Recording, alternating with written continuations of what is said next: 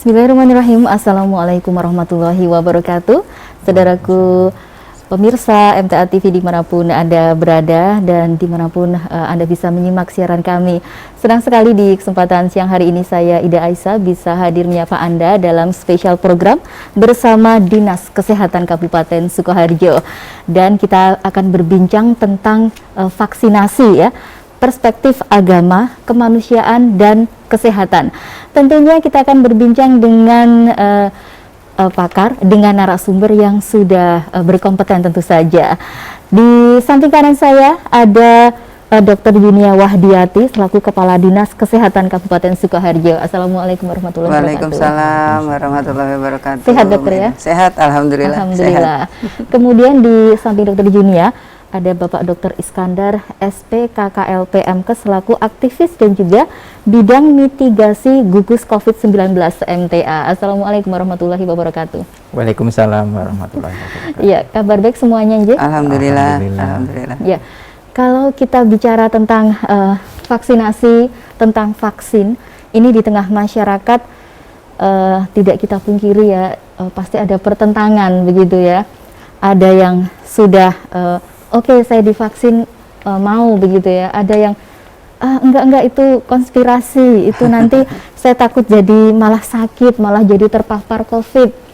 Kemudian terjadi perpecahan juga dan bahkan di media sosial ini paling ramai begitu ya saya lihat. Jadi contohnya misalnya divaksin pun tetap bisa kena gitu kan. Terus divaksin pun kalau kena juga tetap mati ya mati aja gitu ya. Istilahnya seperti itu. Terus ada juga vaksin itu setahu saya untuk supaya kita sehat, supaya kita terhindar dari COVID misalnya. Tapi ternyata juga fungsinya itu sangat luas, bisa untuk naik pesawat, untuk piknik ya, untuk masuk mall, naik kereta api dan sebagainya. Nah, mungkin saya ingin memulai perbincangan siang hari ini dengan itu dulu, bagaimana tanggapan dari Dr. Yunia, Dr. Iskandar begitu tentang berbagai pro dan kontra di tengah masyarakat itu. Silakan Dr. Yunia dulu. Iya, terima kasih. Memang isu itu saat ini merebak ya dengan vaksinasi yang komentarnya banyak. Tidak hanya bisa untuk mencegah COVID, non-COVID, tapi juga bisa untuk masuk mal dan sebagainya. Nah, kita kembali dulu ke vaksin itu apa. Jadi vaksin itu adalah salah satu zat yang digunakan sebagai salah satu upaya untuk dapat menimbulkan kekebalan di tubuh secara spesifik. Dalam hal ini adalah untuk penularan penyakit COVID. Nah, upaya itu dilakukan sedemikian rupa, jadi melalui penelitian yang panjang, uji klinis yang panjang juga, harapannya adalah menimbulkan antibodi di tubuh manusia itu. Tetapi memang kami akui, bisa diakui bersama bahwa efikasinya atau kemanfaatannya itu memang belum 100%. Ada yang dari masing-masing jenis vaksin, ada yang hanya 60, ada yang 70 dan sebagainya. Nah, itu yang akhirnya selain divaksinasi, kita juga mesti ada upaya lainnya. Upaya yang lainnya dilakukan dalam rangka pencegahan untuk penularan COVID tersebut. Ya, salah satunya dengan protokol kesehatan itu. Nah, berikutnya berikutnya secara administrasi juga, apabila kita sudah dilakukan vaksinasi, maka tercatat sebagai orang yang sudah dilakukan vaksinasi. Nah, dan berikutnya ini sebagai salah satu syarat untuk proses perjalanan dan sebagainya, itu memang kebijakan di luar ya, di luar dari apa sih sebetulnya fungsi vaksin yang diharapkan, begitu. Ya, baik. Kalau Dr. Iskandar seperti apa nih? Ya, sama seperti yang disampaikan oleh beliau, Ibu Kepala Dinas ya, bahwa untuk pelaksanaan COVID ini memang vaksin ini efek dari media sosial yang begitu terbuka saat ini. Jadi banyak sekali berita-berita yang memang sangat-sangat mempengaruhi beragamnya informasi ini ya. Salah satunya tadi dengan vaksin ini ternyata tidak hanya untuk mencegah COVID, tapi untuk bisa masuk mal dan sebagainya. Jadi itu semua karena memang kewajiban pemerintah itu memberi perlindungan kepada seluruh penduduknya ya. Jadi gitu. Jadi maka ya wajarlah kalau pemerintah itu mengambil kebijakan-kebijakan bagaimana supaya penduduk ini aman termasuk beliau Ibu Kepala Dinas, beliau bertanggung jawab di kewilayahan masalah kesehatan di Kabupaten Sukoharjo. Ada kebijakan-kebijakan yang harus diambil supaya warganya ini sehat kan, seperti itu. Nah, sebagai upaya untuk meredam ini pandemik ini supaya cepat hilang, cepat luntur, ya, cepat pergi dan sebagainya, itu ada upaya-upaya dari tim ahli. Tim ahli dalam ini adalah tenaga kesehatan, ya, tenaga kesehatan. Nah, di situ tenaga kesehatan oleh pengambil kebijakan, kemudian oleh tokoh agama, tokoh ulama itu kan disinkronkan ya. Artinya gini, kalau tokoh agama ya dari kita di kajian MTA ini kan semua diajarkan masalah dunia dan masalah ibadah itu sesuatu yang memang harus ada keputusan itu yang berbeda. Kalau ibadah maka tidak boleh membuat sendiri aturan sendiri sini tanpa contoh dari Rasulullah kan.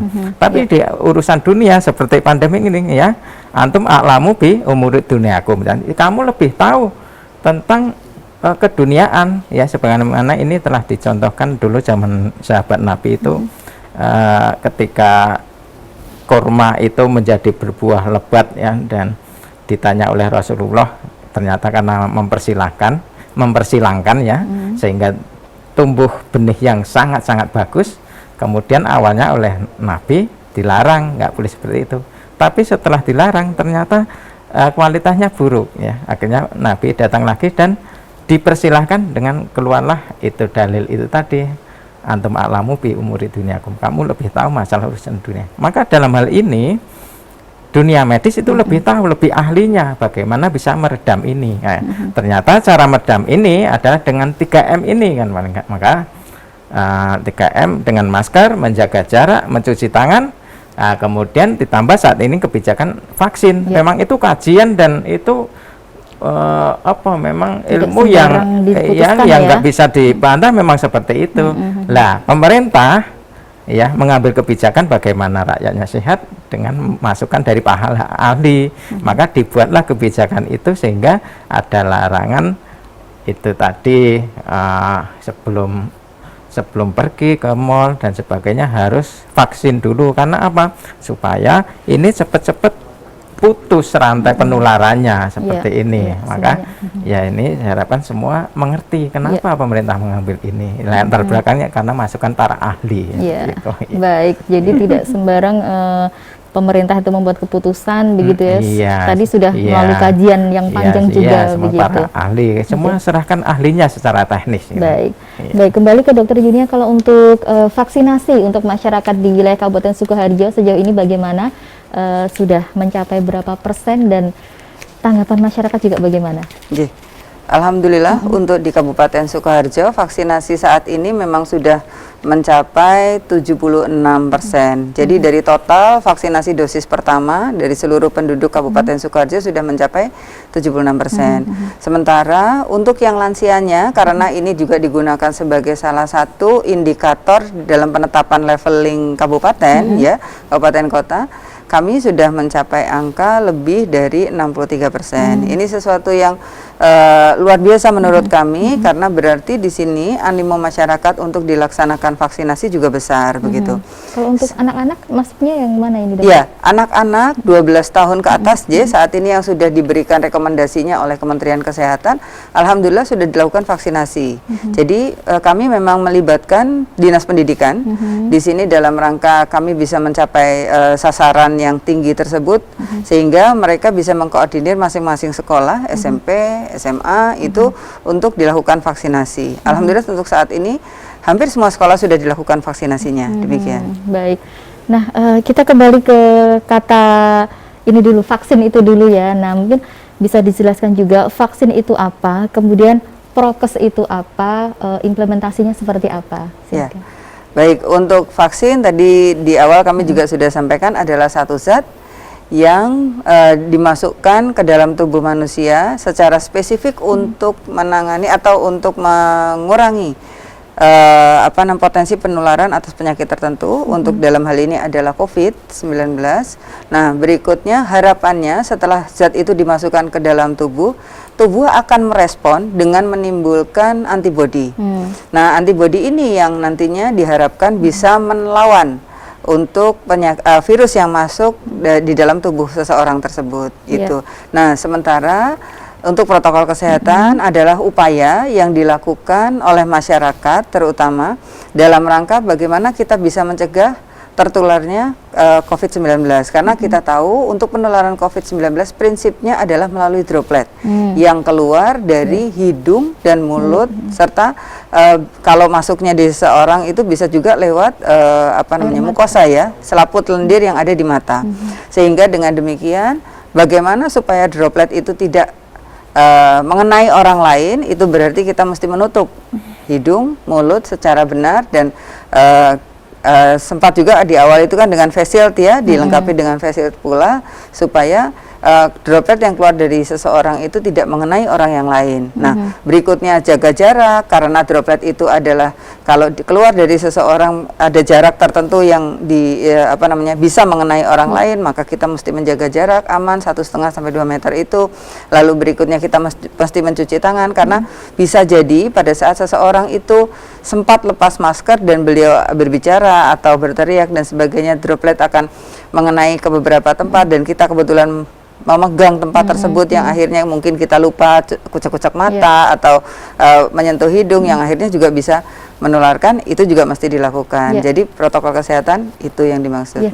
Kalau untuk aturan terbaru mengenai protokol kesehatan untuk penggunaan masker itu bagaimana sekarang? Maksudnya saya apakah memang harus misalnya harus double masker ketika keluar rumah, ataukah misalnya masker itu boleh diganti dengan face shield atau bagaimana? Ya, seperti tadi kami sampaikan bahwa untuk droplet itu keluarnya kan dari hidung mulut.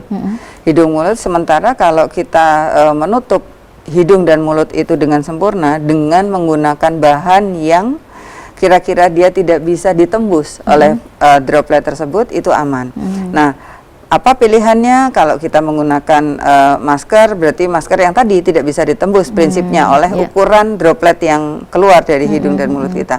Nah, itu yang harus menjadi pertimbangan kita, sehingga kalau kita mesti pakainya kain berarti kita mesti double. Kalau kita pakainya masker yang medis, maka masker medis yang standar medis biasa itu mesti dilapis dengan kain, atau misalnya yang N95 kita juga pakai yang melulu N95 karena itu sudah cukup melindungi, itu sudah cukup. Nah, bagaimana kalau kita hanya pakai face shield?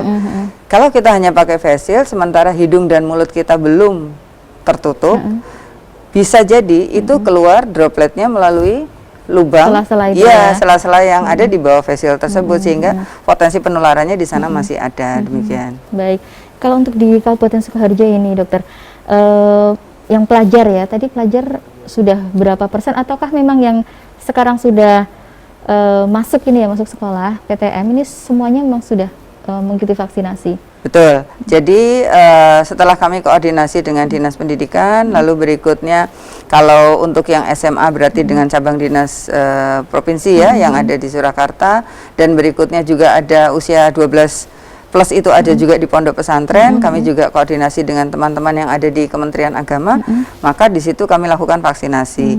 Ada 1-2 yang belum dilaksanakan vaksinasi memang karena sebab-sebab tertentu, misalnya kebetulan adik-adik ini adalah penyintas, atau mungkin ada penyakit tertentu yang memang belum boleh dilakukan vaksinasi dan sebagainya, begitu. Itu yang terjadi.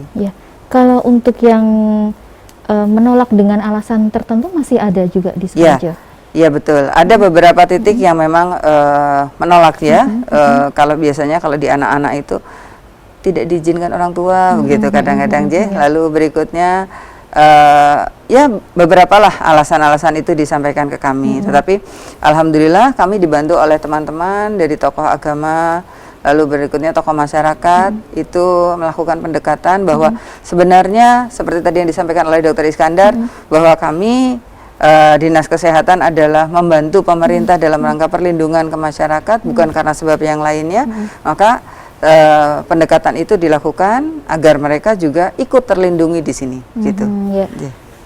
Tanggapan Dr. Yunia, kalau masih ada masyarakat yang menolak seperti apa nih, mungkin dari sisi kesehatan begitu? Ya, betul.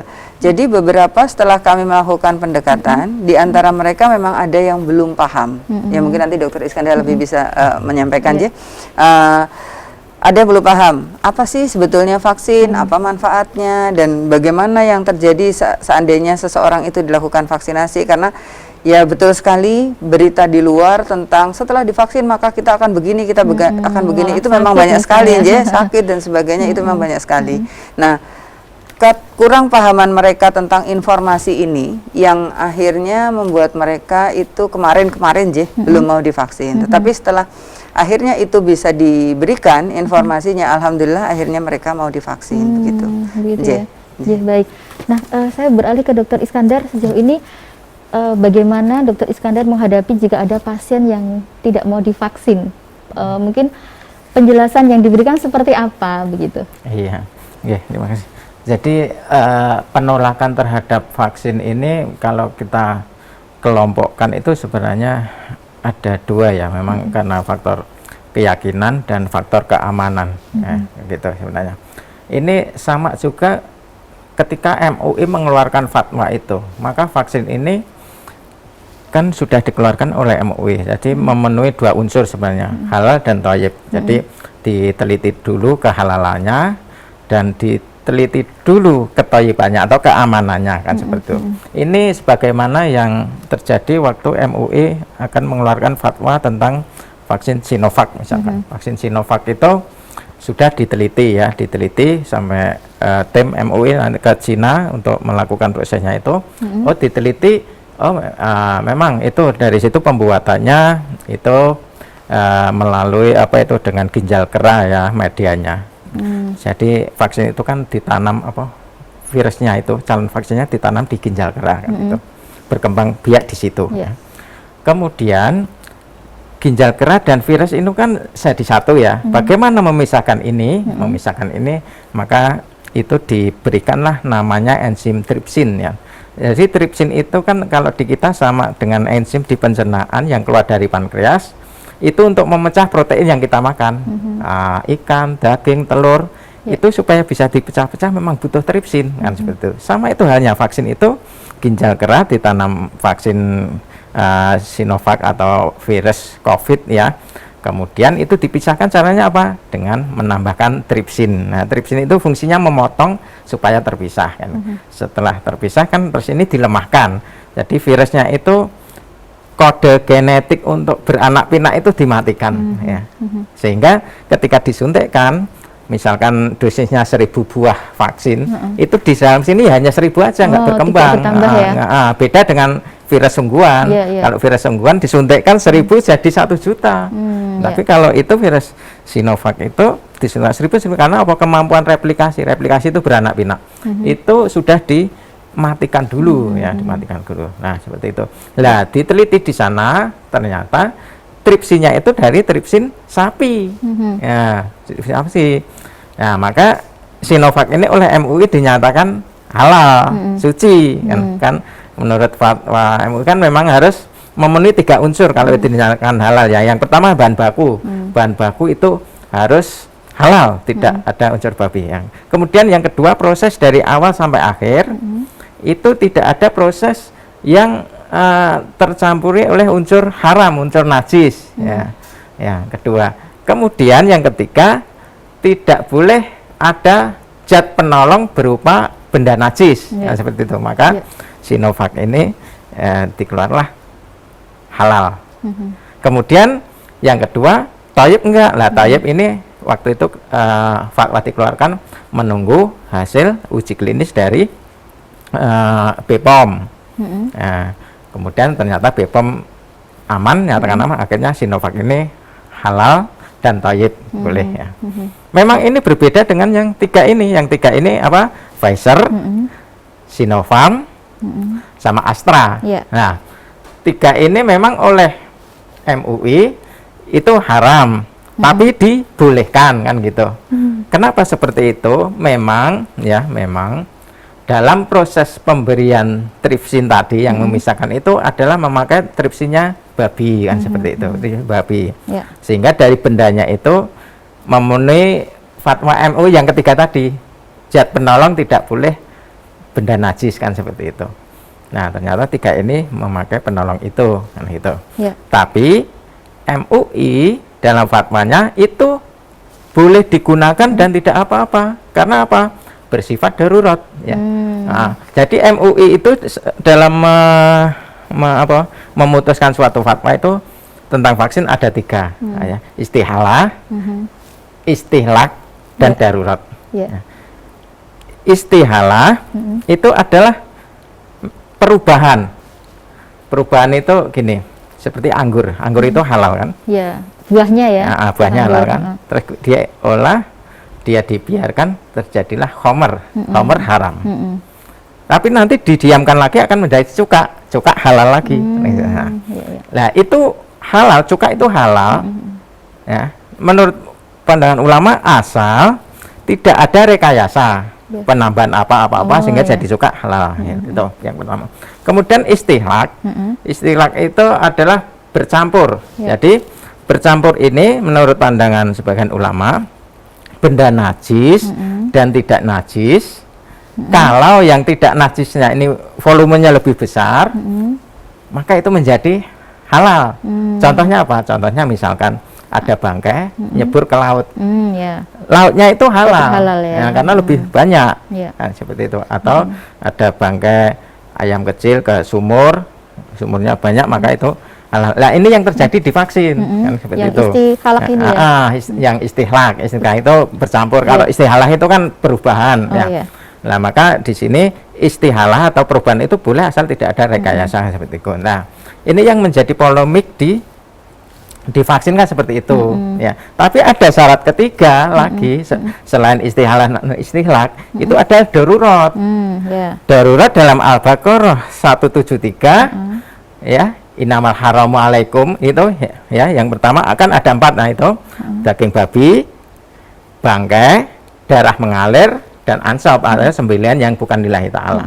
Nah, 4 ini kan yang haram, yang najis itu. Tetapi di situ diteruskan apabila dalam keadaan terpaksa, tidak sengaja, tidak melampaui batas, syaratnya 3 ini, maka boleh ya. Ini apa yang terjadi misalkan bangkai. Bangkai itu kalau memang terpaksa kan boleh. Contohnya apa? Contohnya misalkan transplantasi organ ginjal, kan itu didapat dari misalkan orang-orang yang kecelakaan ya. Kemudian ditanamkan di mereka yang gagal ginjal. Jadi itu sebenarnya bangkai yang masuk kita cuma masuknya lewat transplantasi. Itu bangkai kan. Yang kedua darah. Darah kan haram. Tapi coba berapa banyak yang kita transfusi plasma? Itu dari darah itu masuk, cuma masuknya lewat ini kan gitu. Ya, bangkai, darah. Kemudian yang ketiga apa? Bangkai, darah babi. Nah babi inilah yang terjadi di vaksin ini, tripsin itu tadi. Nah semuanya ini sebenarnya kalau dalam keadaan darurat boleh kan. Wah, itu yang nyebut Al-Quran. Al-Quran itu jelas kebenarannya, tidak diragukan ya. Tidak diragukan kan, beda dengan hadis. Nih hadis harus diteliti hasan atau enggak, maudhu atau enggak, mashhul atau enggak kan, seperti itu. Nah ini yang terjadi. Ini Quran yang ini Quran Allah sendiri yang menyampaikan. Nah, ini banyak yang tidak dipahami oleh sebagian saudara-saudara kita ya. Makanya saya pernah ingat itu gini, nggak mau divaksin, alasannya karena mengandung itu. Tetapi minta dibuatkan surat vaksin. Pernah itu kan? Itu jelas bohong, kamu dosa. Nggak mau divaksin itu meragukan, kamu malah mengawal seperti itu. Banyak yang seperti itu. Ya, gitu. Jadi pahamilah ayat-ayat ini. Jadi kalau paham, insya Allah ini tidak ada masalah. Baik, ini semoga penjelasan ini juga menghapus keraguan banyak orang ini ya. Jadi lebih paham juga begitu. Baik, nanti disambung di sesi yang kedua. Ya, untuk Anda pemirsa tetap bersama kami di program spesial bersama Dinas Kesehatan Kabupaten Sukoharjo. Kami akan segera kembali setelah beberapa informasi berikut ini.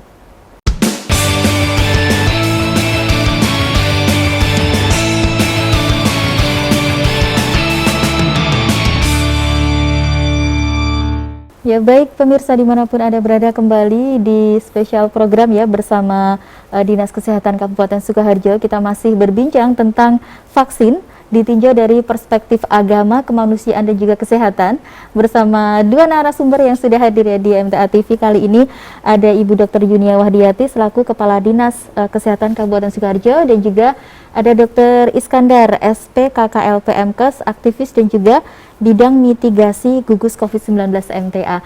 Kalau tadi sebelum jeda ini Dr. Iskandar sudah menyampaikan tadi ada ya penolakan ya dari warga yang untuk divaksin ini. Kemudian alasannya itu apa begitu? Iya. Silakan. Iya. Iya para pemirsa.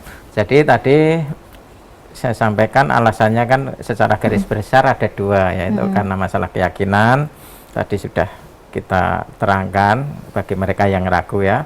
Kemudian yang kedua adalah masalah tentang kondisi tubuhnya. Jadi kenapa kok tadi ada anaknya dilarang orang tuanya untuk vaksin atau disuruh ada panggilan vaksin itu nggak mau ya karena punya penyakit ini itu dan sebagainya. Nah, ini para pemirsa saya terangkan sedikit mengenai cara kerja vaksin. Jadi beberapa waktu yang lalu Persane di MTA TV ya saya terangkan bahwa cara kerja vaksin atau virus itu kan mirip, cuma kemampuan yang vaksin itu tidak bisa berkembang biak lebih jauh. Kalau virus sesungguhnya itu bisa berkembang biak sehingga itu berbahaya. Nah, jadi cara kerjanya sebenarnya sama. Vaksin masuk, disuntikkan, kemudian dia akan ditangkap oleh namanya sel dendritik dan sel makrofag. Ya, kemudian sel dendritik makrofag ini adalah hansipnya tentara kita. Dia akan menangkap vaksin itu, ditangkap, kemudian dilaporkan ke Komandan Jenderal Besar, namanya CD4 atau limfosit T itu tadi. Limfosit T itu markasnya di timus ya, di kelenjar-kelenjar ini. Setelah dilaporkan, limfosit T, Komandan Besar, ini akan merespon. Oh musuhnya seperti ini kan itu. Nah, maka limfosit T ini atau CD4 namanya ini akan memerintahkan kepada divisi lain ya, namanya sel T CD8. Ini adalah Kopassus atau snipernya. Ini nanti yang akan membunuh musuh-musuh ke depannya. Kemudian dia akan mengaktifkan sel B. Sel B ini kalau diperintah oleh komandan besar CD4 tadi akan berubah menjadi sel plasma. Sel plasma ini akan memproduksi imunoglobulin atau antibodi. Antibodi ini kan ada macam-macam. Ada IgM, imunoglobulin M, ada IgG, ada IgA. Nah, IgM, IgG ini ada di di sirkulasi darah ya. Kalau fase akut itu M, IgM, kalau sudah penyembuhan itu IgG. Ada lagi satu IgA, itu yang bercokol atau dia itu siapnya di bawah mukosa ya. Jadi kalau sudah aktif kena vaksin maka akan banyak IgA di mukosa, di balik-balik ini loh Pak, balik-balik lendir kita, di balik-balik mukosa kita yang bikin COVID masuk itu. Maka ketika ya nanti kita ada di lingkungan tertular, maka ini sudah diperangi dulu oleh IgA ya, karena kita sudah vaksin kan sudah terbentuk IgA ya, antibody. Maka ini nggak bisa masuk ke sel, artinya nggak sempat berkembang biak, karena berkembang biaknya virus itu ada di sel, namanya di ribosom ya. Lah belum sampai masuk sel sudah dibunuh duluan. Jadi fungsi IgA itu menempeli atau memberi tanda marker ya. Jadi virus-virus itu ditempeli, oh ini musuh. Akhirnya musuh ini nanti akan dimatikan oleh tentara lain. Oh ini udah ada tanda musuh, langsung bunuh. Tanda musuh langsung bunuh, kan seperti itu. Nah maka orang yang sudah vaksin itu nggak akan menularkan karena belum sempat berkembang biak dalam tubuh, sudah dimatikan duluan gitu. Beda kalau belum vaksin, dia masuk berkembang biak ya. Kalau orangnya bagus daya tahannya, dia menularkan, tapi orang tua yang ditularkan ini kena itu kalau belum vaksin. Tapi kalau sudah vaksin belum berkembang biak sudah dimatikan duluan seperti itu. Penting Jadi, itu ya. itu makanya itu penting ya, penting. Nah, di sini keamanan itu sebenarnya kalau tahu sistem itu sebenarnya aman, nggak masalah meskipun Anda memiliki penyakit-penyakit apa MAH atau apa tipes, demam berdarah, nggak masalah karena tidak berhubungan dengan itu ya, kecuali kalau Anda punya penyakit hipertensi yang sangat tinggi ya, karena virus COVID ini memang menyerang sistem simpatis, sistem stresor kita. Dari darah tinggi itu kan stresor, maka di atas 110 itu sebaiknya ya jangan dulu untuk diastolnya ya, untuk sistolnya di atas 180 biar turun dulu. Diabetes juga gitu, diabetes kalau di atas 200 itu kemungkinan CD4-nya tadi loh, limfosite komandannya itu rusak karena kena gula ya. Maka ini juga sebaiknya jangan ya. Kemudian kanker itu kan karena kerusakan sel imun. Jadi kanker itu kan sel imunnya tidak bisa membedakan ini musuh atau bukan, sehingga sel kanker yang sebenarnya itu musuh harus dimatikan itu dibiarkan berkembang ya, karena tentaranya kita sendiri itu nggak bisa membedakan kalau itu musuh. Nah ini untuk yang vaksin kalau punya kanker karena juga sebaiknya jangan. Nah oleh karena itu untuk keamanannya bagi panjenengan semua yang punya penyakit-penyakit ini ya minta rekomendasi pada dokter yang merawatnya, tidak masalah. Tapi selama bukan karena penyakit imun, autoimun, punya kanker, bukan, itu sebenarnya aman. Kalau hanya misalkan demam berdarah, pernah tipes, hanya mah ringan, pernah pilek dan sebagainya, itu aman, tidak masalah itu.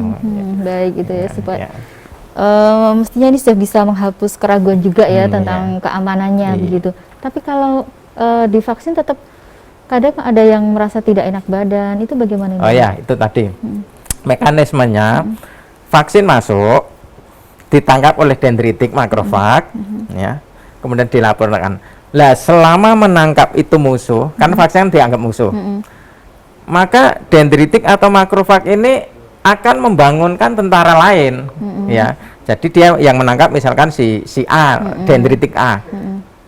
Nah di belakang ini kan banyak tentara. Lah ini isinya minta bantuan ya. Ya tahu musuhnya banyak. Maka dia memberi sinyal atau sirine. Nah sirine. Istilahnya kalau bisa ngomong ya, kalau makrofag dendritik bisa ngomong ini ada musuh, ada maling, ayo bangun-bangun kan seperti itu. Tapi karena nggak bisa ngomong, dia mengeluarkan sinyal. Sinyal atau sirine. Sirine itu namanya sitokin.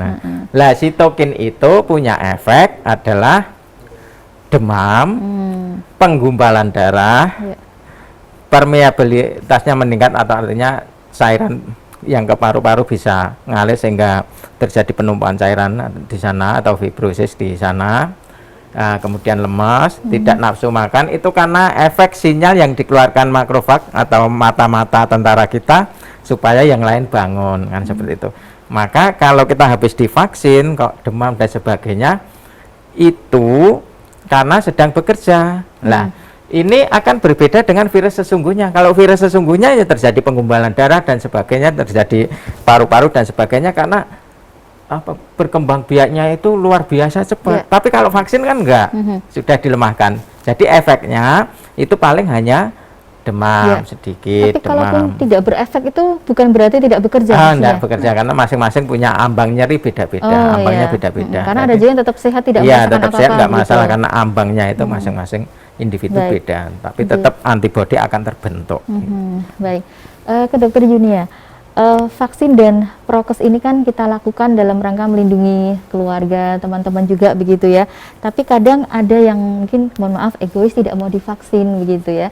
Bahkan misalnya dalam satu kantor pun ada yang mau, ada yang enggak begitu. Nah kalau tanggapan dari Dokter Junia seperti apa ini? Iya betul. Jadi bagi orang-orang tertentu yang tidak mau divaksin, beliau tetap harus mau disiplin dengan protokol kesehatan. Sehingga satu sisi memang belum mendapatkan perlindungan dari vaksinasi, tetapi di sisi lain kita harapannya tetap terlindungi dengan upaya protokol kesehatan. Dan kalau sekarang bisa dilihat ya di kantor-kantor dan tempat-tempat umum yang memungkinkan beberapa orang ada di sana, itu himbauan untuk tetap bermasker, tidak boleh dilepas sembarangan, itu kan tetap ada. Itu dalam arti mereka itu tadi saling melindungi. Jadi satu sisi walaupun mereka itu belum divaksin, tetapi terlindungi dari orang-orang lain yang mungkin mereka saat itu terinfeksi ya, nggak tahu.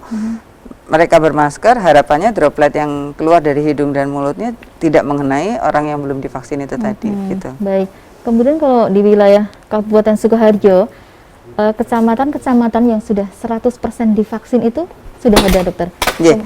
Untuk saat ini memang belum ada 100% yang tervaksinasi dari seluruh warga di satu kecamatan. Tetapi yang sampai dengan 80-90% itu sudah ada. Yeah. Kalau yang mungkin paling rendah begitu juga ada nggih? Yang paling rendah rata-rata di angka 80-an% saat ini. Di seluruh kecamatan, 12 kecamatan di Kabupaten Sukoharjo. 80%-an itu sudah mencapai gitu. Baik. Kemudian kalau untuk dari Dinkes sendiri penjadwalannya seperti apa ini untuk yang belum divaksin tadi? Untuk saat ini kami ada 45 ya fasilitas pelayanan kesehatan tersebar di Kabupaten Sukoharjo yang bisa memberikan layanan vaksin. Baik itu di 12 puskesmas, lalu berikutnya 10 rumah sakit yang ada di Kabupaten Sukoharjo, juga ada di klinik-klinik. Nah, setiap harinya saat ini mereka tersedia stok vaksin, yang artinya apabila ada masyarakat yang membutuhkan bisa dilakukan vaksinasi di sana. Itu sekarang yang dilaksanakan. Nah, di lain pihak juga ada sentra-sentra vaksinasi yang juga saat ini kami buka. Jadi misalnya ada satu sentra vaksinasi di salah satu kecamatan tertentu yang bisa memberikan layanan secara massal. Jadi lebih banyak di situ dilakukan vaksinasi, dan seandainya ada masyarakat yang ingin mengakses layanan di situ, silahkan bisa mengakses layanan di situ. Selain yang dilaksanakan di fasilitas pelayanan kesehatan Kabupaten Sukoharjo. Kalau di fasilitas kesehatan tuh contohnya puskesmas ya. Nah, itu apakah misalnya warga yang belum itu bisa langsung mendaftar begitu dia ada waktu, atau bagaimana, atau harus ada jadwal tertentu begitu? Iya, untuk saat ini setiap harinya melayani. Oh, setiap hari. Untuk saat ini, jadi bisa dibilang seperti layanan vaksinasi untuk balita ya, begitunya. Jamnya memang tertentu karena memang kita ada ketentuan tentang apa sih ya, satu vial vaksin itu berapa dosis dan sebagainya. Jadi masing-masing ada yang 6 orang, ada yang 10 orang, ada yang 14 orang juga, yang itu mesti disesuaikan juga. Nah, kadang-kadang kuota vaksin itu dinyatakan habis misalnya untuk satu interval layanan tertentu itu, karena kalau dia buka vaksin baru kita harus menunggu sekian orang lagi, padahal hanya satu, maka ini diikutkan jadwal yang berikutnya. Ya, itu yang mesti dipahami juga ya. Iya, betul. Bukan berarti vaksinnya habis. Bukan, jadi mesti menunggu banyaknya orang yang mesti divaksin dengan dibukanya satu botol vaksin. Gitu. Baik, Dokter Iskandar, kalau dari sudut pandang agama begitu ya, tadi sudah disampaikan juga itu aman begitu ya, meskipun ada juga yang tetap menolak begitu. Nah, ini mungkin mohon bisa ditegaskan begitu, bagaimana untuk menghadapi yang seperti ini, dokter? Iya, jadi untuk masyarakat yang masih ragu, belum mau divaksin dan sebagainya, itu kita kalau sebagai orang kesehatan, orang pemerintah atau orang yang diberi tanggung jawab untuk menjadikan masyarakat itu sehat, aman semua, ya kita harus sampaikan. Kita dengan dinas kesehatan juga sering berkoordinasi, menyampaikan dan memfasilitasi supaya masyarakat itu mau datang untuk vaksin, kan seperti itu. Jadi kalau saya sendiri sebagai pemilik Vaskes, saya juga mendukung apa itu program pemerintah. Maka untuk di Sukoharjo khususnya, Sukoharjo itu ada 3 Vaskes milik warga itu terus mengadakan vaksin ya terus. Jadi kita fasilitasi untuk vaksin, mari ya kita vaksin di puskesmas pun Pak Ibu Kepala Dinas juga silahkan, vaksin ada komplit, apa-apa ada, datanglah ya, di jam pelayanan, kan seperti itu. Kemudian bagi mereka yang masih ragu, ya tolonglah mencari berita yang imbang itu, jangan termakan oleh hoak-hoak yang tidak bisa dipertanggungjawabkan ya. Kalau kita selaku umat Islam, maka kita diperintahkan untuk bertanya pada ahlinya gitu, ahlinya. Jadi kalau ada menolak seperti itu, tapi pegangan Anda hanya mungkin pada WA yang nggak jelas mana sumbernya, kemudian siapa yang menyampaikan, ya itu nggak fair ya. Yang fair itu carilah pada ahlinya, kemudian datanglah ke vaskes ke dokter ya, ke tenaga kesehatan yang menguasai tentang hal itu. Jadi keraguannya di mana? Kalau itu keraguan masalah keyakinan, ya datanglah ke MUI, lembaga yang resmi. Jadi MUI itu kalau akan memutuskan sesuatu enggak kok ujuk-ujuk politis, enggak, semua itu ada tim ahli. Ya, itu banyak, tadi saya ceritakan Sinovac aja tidak serta-merta mengatakan itu halal, tapi diteliti sampai ke Cina timnya itu kan, seperti itu. Kemudian dalam memutuskan itu ada background, atau kalau dalam SK itu ada konsiderannya ya, konsiderannya. Jadi apa yang melatar belakangi ini halal dan sebagainya, itu halal. Kalau memang haram ya dikatakan haram MUI ya. Contohnya itu tadi ya, Pfizer, Sinovac ya, Astra, itu memang dikatakan haram ya, memang karena diteliti betul memang pernah bersinggungan dengan tripsin babi kan. Tapi kan ada klausul lain, keadaan darurat itu diperbolehkan. Jadi ini itu darurat loh, jangan dikira. Coba panjenengan kecelakaan kurang darah, itu kan darurat ya. Kan nggak ada yang protes ketika mau ditransfusi itu. Kan darah itu kan haram masa kalau kita konsumsi kan, haram ya. Dan sementara vaksin ini, apakah masih berpikir ini bukan darurat? Ingat Juli kemarin berapa yang meninggal itu di rumah, ujuk-ujuk meninggal di rumah meninggal, itu kan darurat. Coba kalau nggak ada vaksin ya, mungkin bisa habis semua tetangga kita, kerabat kita. Ini darurat betul, maka nggak ada alasan untuk menolak vaksin. Nah itu ya. Baik, ini ada pertanyaan dari Abu Sabila di Sragen, ya dokter. Apakah semua orang itu pasti bisa divaksin? Kemudian bagaimana dengan seseorang yang mempunyai riwayat tertentu, misal anemia liver dan lain-lain, apakah juga wajib divaksin? Kemudian jika tidak memungkinkan untuk divaksin, bagaimana prosedurnya untuk mendapat surat keterangan kondisi tersebut? Ya, silakan. Ya, terima kasih Abu Sabila. Ya, dengan Abu Sabila atas pertanyaannya ya. Betul, jadi ada kondisi-kondisi tertentu tadi juga sudah disampaikan oleh Dr. Iskandar yang tidak dimungkinkan dilaksanakan vaksinasi. Dan yang perlu diketahui oleh masyarakat yang belum pernah hadir di layanan vaksinasi, bahwa untuk layanan vaksinasi itu ada yang disebut dengan meja-meja ya, meja pendaftaran, meja screening, meja vaksinasi, dan meja untuk menginputkan data. Nah, di meja screening itulah akan dilakukan pemeriksaan terlebih dahulu, baik itu melalui wawancara tentang riwayat penyakitnya maupun diperiksa di situ baik tekanan darah, suhu dan sebagainya, yang bisa untuk diputuskan apakah yang bersangkutan itu nanti layak dilakukan vaksinasi atau tidak. Nah, seandainya ternyata yang bersangkutan tidak layak untuk dilaksanakan vaksinasi dengan adanya kondisi tertentu, mungkin nanti Dr. Iskandar bisa melengkapi bahwa untuk yang bersangkutan berarti tidak layak dilakukan vaksinasi, maka kami dari Fasiankes akan mengeluarkan surat pernyataan bahwa yang bersangkutan tidak layak dilakukan vaksinasi dengan kondisi klinis tertentunya itu, sehingga apabila berikutnya beliau juga akan membutuhkan surat atau sertifikat vaksinasi untuk persyaratan tertentu, misalnya perjalanan dan sebagainya, karena kondisi yang tadi tertentu juga tidak bisa dilakukan vaksinasi, bisa menunjukkan surat tersebut, begitu. Jadi di fasilitas kesehatan tadi dia datang ya, yang telah memeriksa kondisi tersebut, gitu. Baik, mungkin Dokter Iskandar ingin menambahkan sedikit.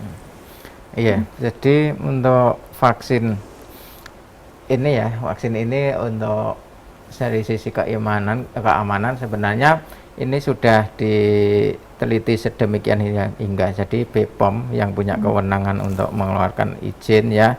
Jadi kenapa mungkin ada yang masih takut tentang keamanannya dengan kondisi penyakitnya seperti itu. Sebenarnya itu aman ya, kecuali memang hal-hal tertentu tadi yang sudah disampaikan Ibu Kepala Dinas ya. Hal tertentu ketika ingin vaksin kok memang tidak memungkinkan karena kondisi penyakitnya, itu ada keterangan nanti yang mengeluarkan dokter yang merawatnya. Jadi dia kan yang tahu Kondisinya. tentang kondisinya. Sehingga nanti minta aja Ibu nanti Bapak ya, Abu. Nanti ada rekomendasi dari dokter yang merawatnya. Memang kalau nggak bisa divaksin kan ada keterangan mungkin menderita autoimun, menderita kanker dan sebagainya. Kalau ada surat itu nanti puskesmas ataupun siapa yang akan memvaksin itu juga tidak akan melakukan vaksin, ya, nggak akan ya. Nggak kan, karena itu ada surat dari situ. Maka kalau misalkan nggak mau divaksin vaksin ya memang ada keterangan rekomendasi dokter yang merawatnya seperti itu. Nah, di luar penyakit itu sebenarnya aman karena apa? Vaksin ini sebelum dikeluarkan BPOM itu sangat ribet. Dari pertama dilakukan penelitian. Ya, penelitian itu bagaimana cara kerja vaksin ini. Kemudian uji preklinik. Uji preklinik itu vaksin ini diuji cobakan ke hewan ya.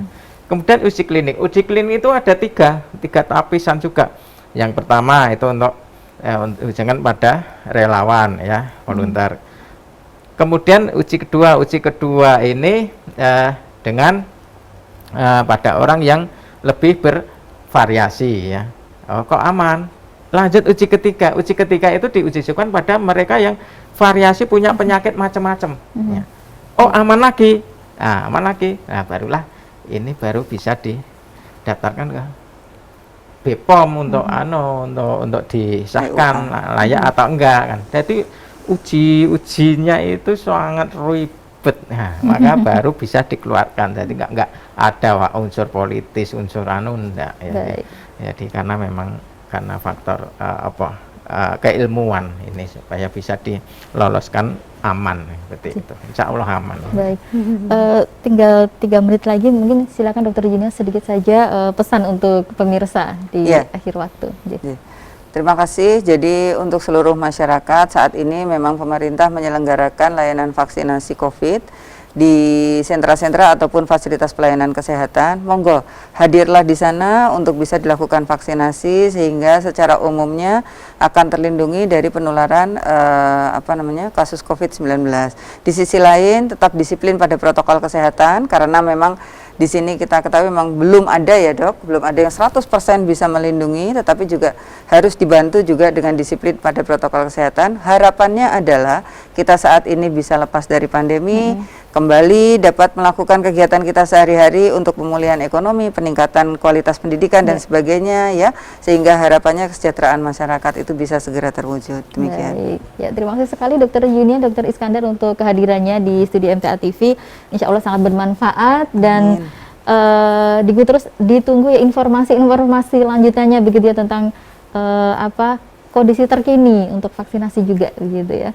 Baik, terima kasih Dokter. Assalamualaikum warahmatullahi wabarakatuh. Waalaikumsalam warahmatullahi wabarakatuh. Terima kasih. Ya, baik, pemirsa dimanapun Anda berada, akhirnya sampai di sini perjumpaan kita di program spesial bersama Dinas Kesehatan Kabupaten Sukoharjo. Terima kasih untuk kebersamaan Anda. Saya Ida Aisyah dan seluruh kru yang bertugas mengucapkan terima kasih. Assalamualaikum warahmatullahi wabarakatuh.